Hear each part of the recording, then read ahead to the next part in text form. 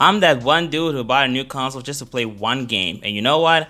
I really needed to finish Yakuza Dead Souls before the 10th of November. Now, I'll talk about my feelings on that game some other time. Today, I want to bring up a more specific topic, which is of Ryuji, a character I've had my eyes on ever since I decided to play this game, because I was really confused as to how they would go about justifying his presence in the game, because as far as I knew, I thought he was dead, but now he apparently has some mechanical arm. Like, the hell's up with that?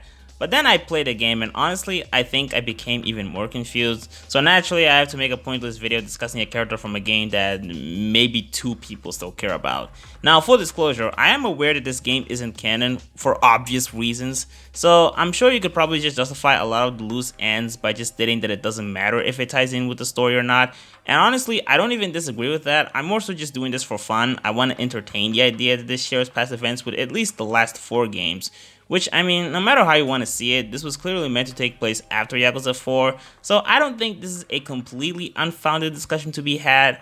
Also, this goes without saying, spoilers for, well, pretty much everything that came out before Yakuza Dead Souls, and I guess also the Kiwami remix, as if I needed to clarify that. Now, immediately the first thing I want to address is the fact that Ryuji got expelled from the Omi Alliance. This was something that at first made me raise my eyebrows, but the more I thought about it, the more I realized this actually made a lot of sense. Now, for starters, I'm going to assume that the Goryu clan either disbanded or faded into obscurity. The reason why I say that is because this clan was not only one of the main subsidiaries of the Omi Alliance, but also arguably the most important at the time.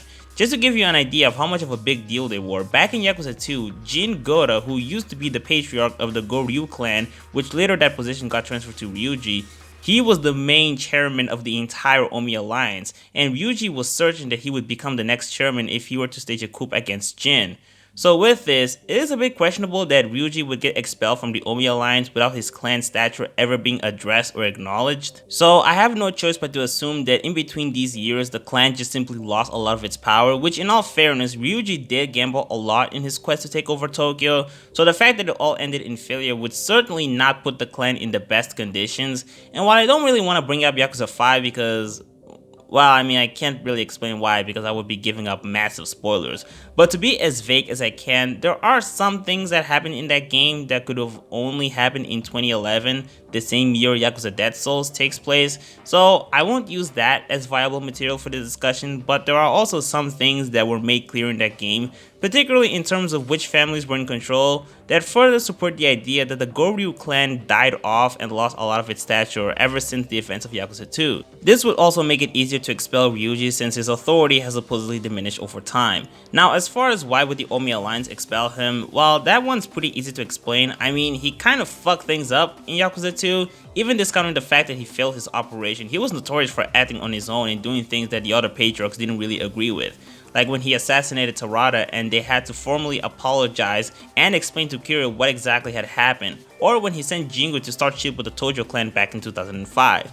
Another thing I feel is worth noting is that even though the Omi Alliance are Tojo's biggest rival and they have a long history, they don't tend to just go up front and try to pick up fights with each other. When you look at Jin, for instance, the last thing he wanted was to start a war with the Tojo clan, and he wanted to settle the dispute with Ryuji as peacefully as he could without amplifying the feud between both clans, and lamented how difficult it has become to manage the entire clan and how Tarada's death was a massive blow, given how focused he was in terms of reaching diplomatic agreements between both clans. Now imagine one of the main patriarchs sends thousands of his men to attack Tokyo, directly confronts the Tojo clan, and then even after all of that, the operation fails. I'm pretty sure one of the first things they would want to do is distance themselves from Ryuji, not just because he acted on his own too recklessly, but also because it would be too risky to continue to associate with someone whom the Tojo clan would have every reason to want his head chopped.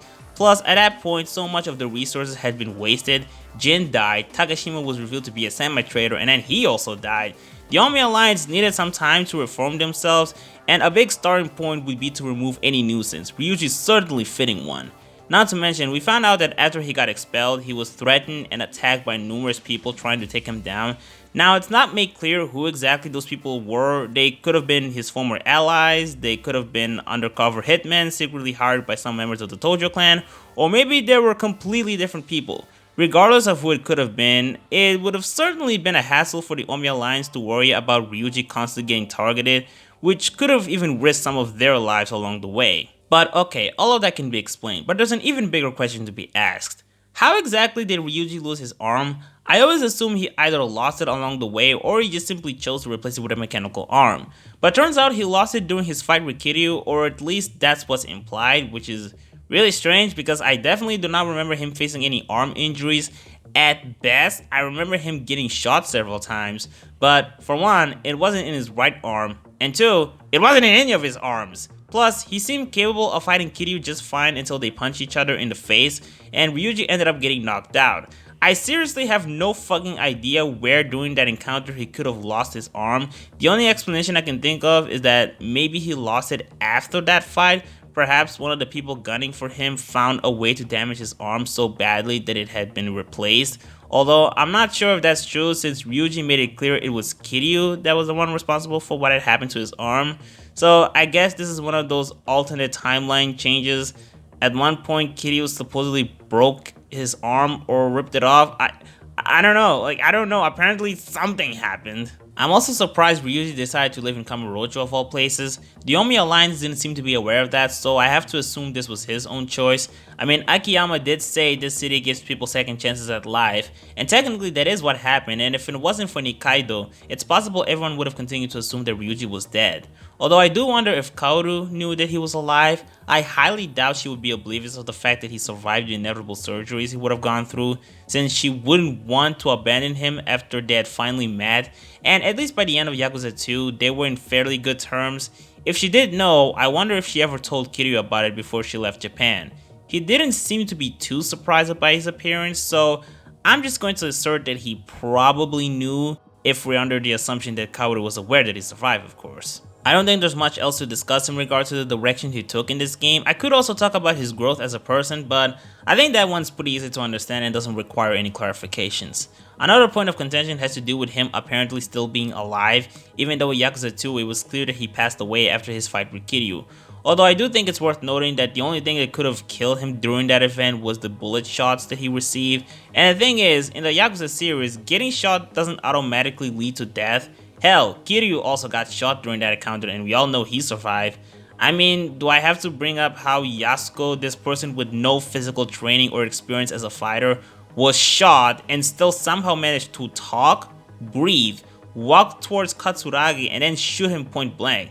After that is when she decided to actually die like a normal person. So yeah, getting shot by firearms isn't instantly lethal. Characters have historically survived after going through that. All you would have to say is that he collapsed after his conversation with Kaoru. Not to mention, we don't even know exactly what happened after that fight, if anyone ever confirmed that he truly passed away by checking his pulse or something. Keep in mind, everyone thought that bomb was going to explode, and then we cut to the end credits and an epilogue taking place in a cemetery. Who knows how long after that eventful day, so anything could have happened during that period. Besides that, I think that's all I have to say. Hope you all have a fine day, and goodbye.